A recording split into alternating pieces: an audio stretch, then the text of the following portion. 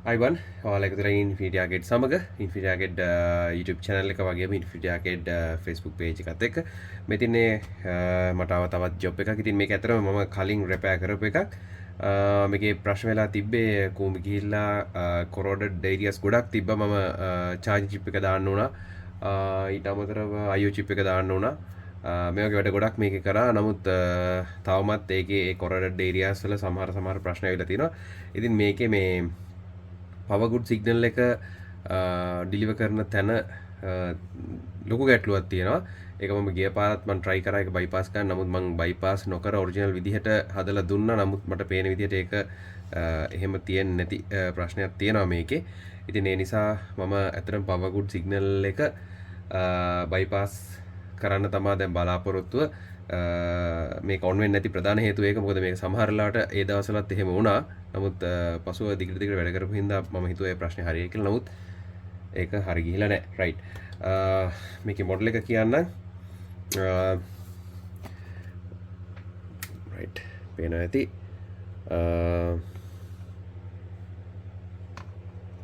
මම දන්නේ ඉතින් HP ProBook 450G4 තමයි මේකේ මොඩල් එක. ඉතින් ProBook series වල ඇත්තටම මේක හොඳ ලැප් එකක් manufacture කරපු. මොකද මේකේ M.2 slot එකක් එක්කම hard disk එකත් ඒ වගේම තියෙනවා. ඒ වගේමයි මෙන්න මෙතන මේ opening එකෙන් මේ සියලුම දේවල් වලට access තියෙනවා. මම ඔයාලට පෙන්නන්නම්. ඉතින් මේකෙන් ඇත්තටම මම නම් ඊටාම ආස ලැප්ටොප් එකක් තමයි මේක. ඒ වගේම USB port 1 2 3 4 type C port එකත් එක්ක USB port 5ක් තියෙනවා මේකේ. ඉතින් හරිම convenient වැඩක් කරන්න ගිහපුවාම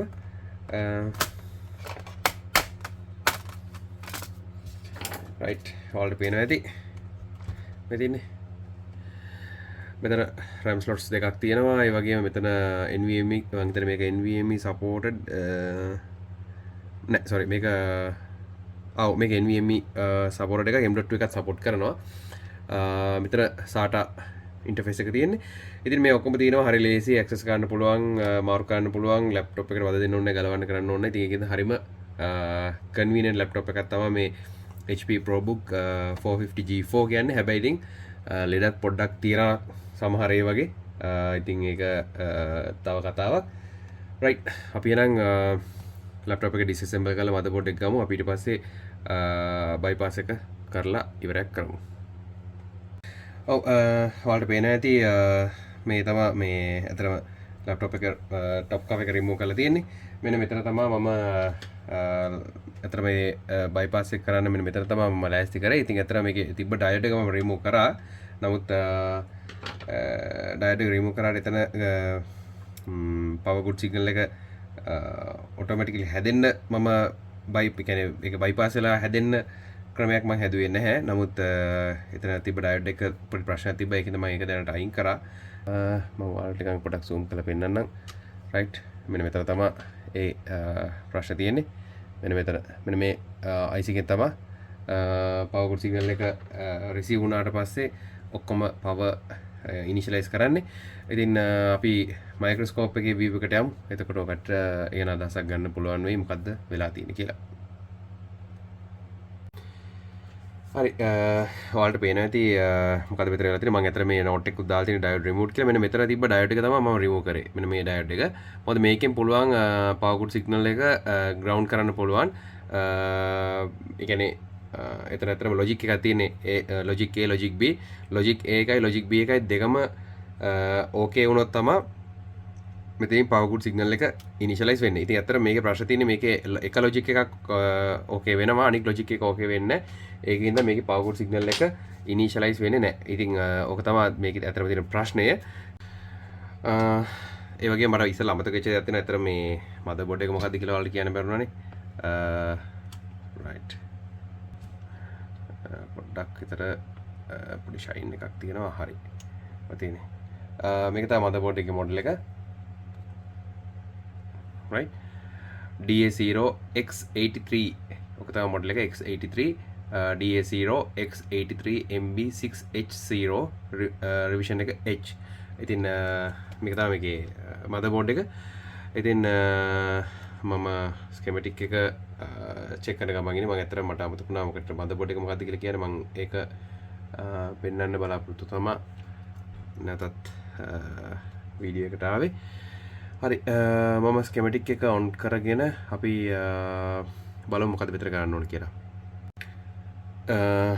ඇත්තටම මේ පුදුම සාගත දෙයක් වෙලා තිබ්බා මේ මමත් ඇත්තටම හිතුවේ මේ මගේ ගිය පාර දාපු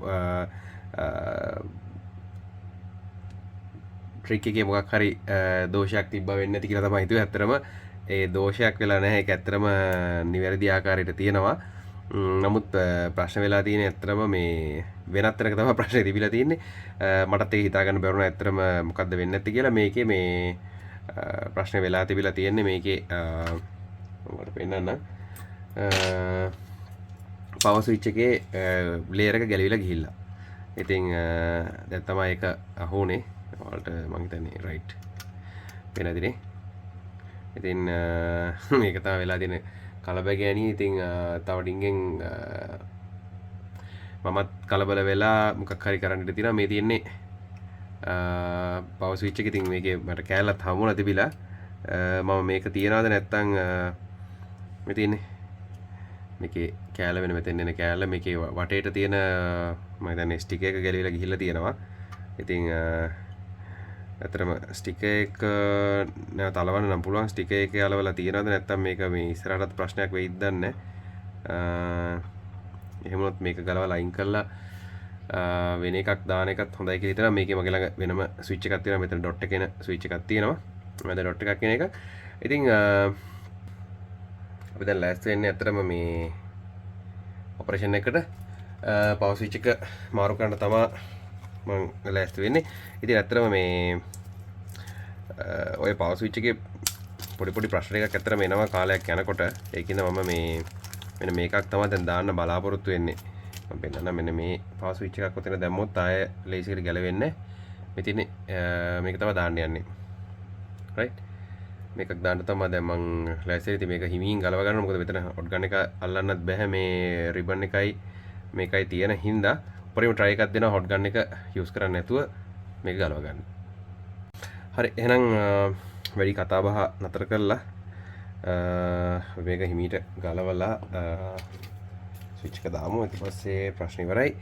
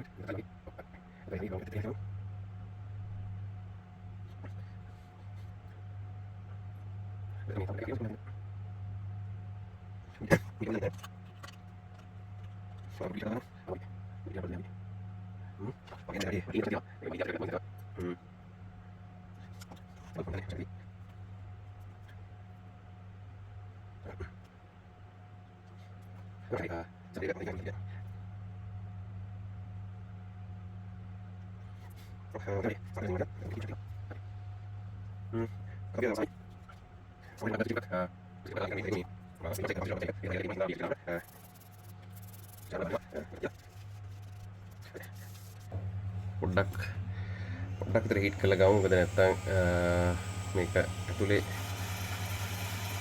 අපේ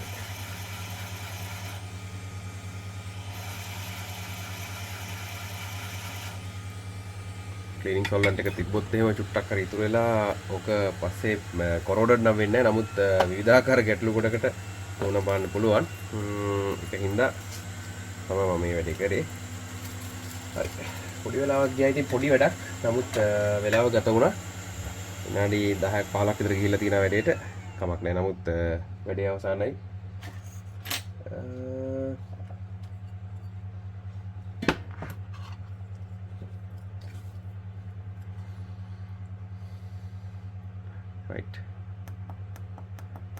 right ඔයාලට සද්ද ඇහෙනවා ඇති. දැන් හොඳට ප්‍රෙස් වෙනවා. කිසි ගැටලුවක් නෑ. අපි චෙක් කරලා බලමු වැඩේ සාර්ථකද නැද්ද කියලා.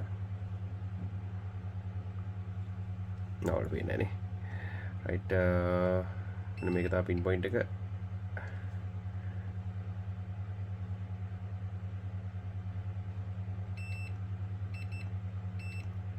හරි.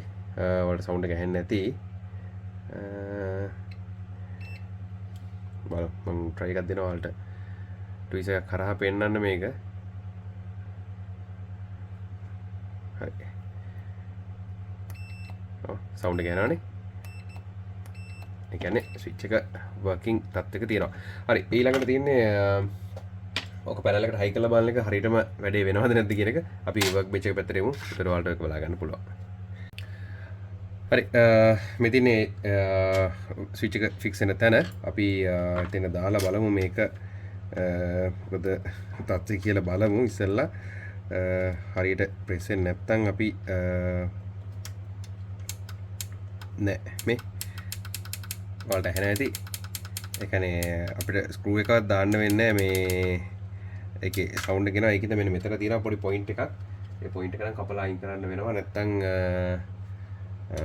අපිට ඒක දාන්න බෑ. ඒකෙන්ද මම මේක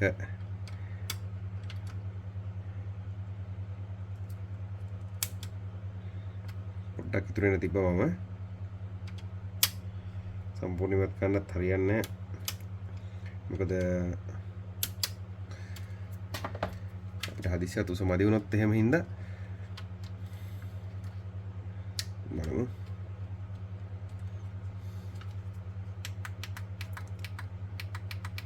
හරි. ප්‍රශ්නේ ඉවරයි. ඉතින් ඇත්තටම ගොඩක් කට්ටිය මගෙන් අහයි ඇයි මේ ස්විච් එක දැම්මේ කියලා. අර ස්විච් එකේ කාලයක් යද්දී අර ගැටලුව එනවා. ඒ කියන්නේ ස්විච් එකේ කාලයක් යද්දී ස්විච් එකේ ඔය අවුටර් ලේයර් එක ගැලවෙන්න පුළුවන්. ගැලවුණාට පස්සේ අපි දන්නෙත් නැහැ. ගොඩක් වෙලාවට ස්විච් එක වැඩ ගන්න නැතු වෙනවා.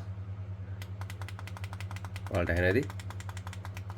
හොඳට වැඩ කරනවා ස්විච් එක. කිසි ප්‍රශ්නයක් නැහැ. හරි. එහෙනම් මම ලැප්ටොප් එක නැවත assemble කරනවා. assemble කරලා අපි check කරලා බලමු වැඩේ වෙනවද නැද්ද කියලා. ඔව් ප්‍රශ්නේ ඇත්තටම අවසానයි. හරි.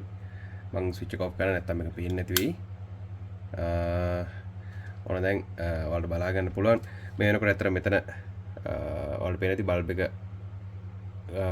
තැඹිලි පාටපත් වෙලා තියෙන්නේ. ඉතින් බැටරි එක ඇතුලේ තියෙනවා ඉන්ටර්නල් බැටරි එකක් එන්නේ. ඒකෙන්ද charge වෙමින් පවතින්නේ.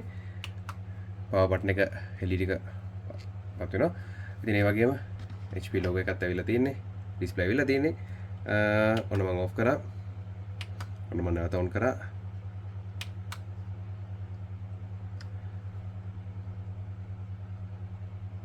හරි ලොගෝ එක එනවා.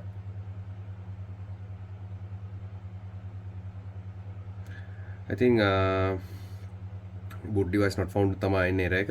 මොකද motherboard එකේ SSD එකවත් අපි hard එකවත් fix කරලා නැහැ. ඒකයි error එක එන්නේ. ඉතින් ඔන්න ප්‍රශ්නේ ඉවරයි. ඉතින් අපි ඇත්තටම හිතුවේ ලොකු ගැටලුවක් මේක ඇති කියලා. නමුත් ඇත්තටම පොඩි ප්‍රශ්නයක් තිබ්බේ. වෙලාවට මම power switch එක check කරේ. එහෙම නැත්නම් මම ඇත්තටම කෙලින්ම අතෙන්න අතනින් තමයි වැඩේ පටන් ගන්න ගියේ. ඉතින් මගේ වාසනාවට මම power switch එක ගලවලා බැලුවේ මොකද්ද වෙලා තියෙන්නේ කියලා. නැත්නම් මොකද කලින් හදපු ලැප් එකක් ඉඳන් මට ඒක අහුවෙන්නේ නැති වෙන්න තිබ්බා. ඉතින් කොහොම හරි ඔන්න ප්‍රශ්න ඉවරයි. රයිට් එහෙනම් සම්පූර්ණයෙන් ලැප් එක assemble කරලා අපි වීඩියෝ එකක් කරමු.